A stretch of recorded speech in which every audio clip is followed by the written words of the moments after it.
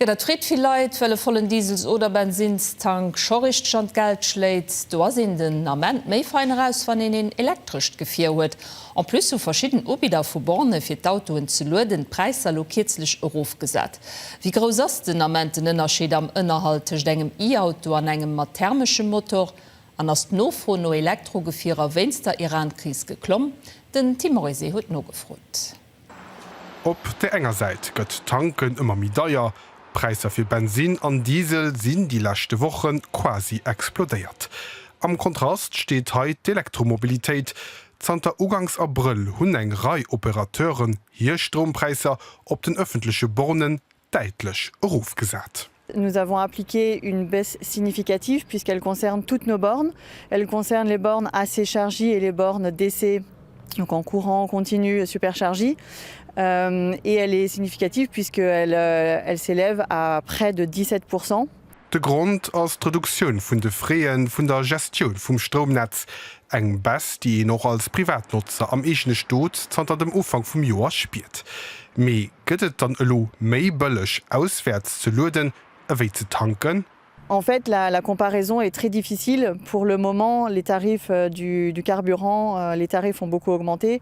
Mais ici, sur l'électrique, ça dépend beaucoup de l'infrastructure, ça dépend beaucoup des opérateurs, des fournisseurs de services de charge, de quel badge on utilise. Ganz generell kann en awer soen, dat de mëttelgrossen Dieselauto mat 6 Liter Verbrauch an engem Tank vu 50 Liter 109 € fir e vollen Tank bezielt. Für ein Elektroauto vun der nämlich der gräst lei den ungefähr bei 36 € für eng Charge op enger seer Born. Eng Entwicklung, die auch Autosmarché zu spieren ass, die heich Benzinspreise bringen Leiit immer méi dozo iwwer Alternativen notzudenken.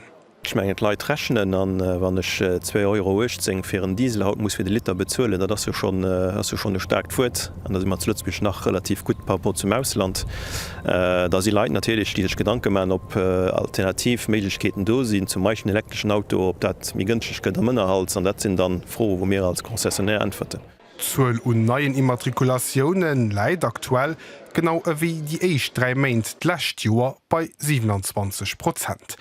Mei besonnecht Occasionen am Vollelektro wannen ganz rezent u Popularitéit. Also wann ich meng Konfrère froen, die Occasionen hunn an engem reasonable Preis zwischen 15 an sommer 25.000 € elektrischer, du hast eng Demont ganz klar, die klemmt.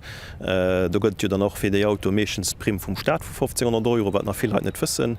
Da gëtt den Nachschaf vun engem elektrischen interessant als zweiten, dritten Auto zum Deel.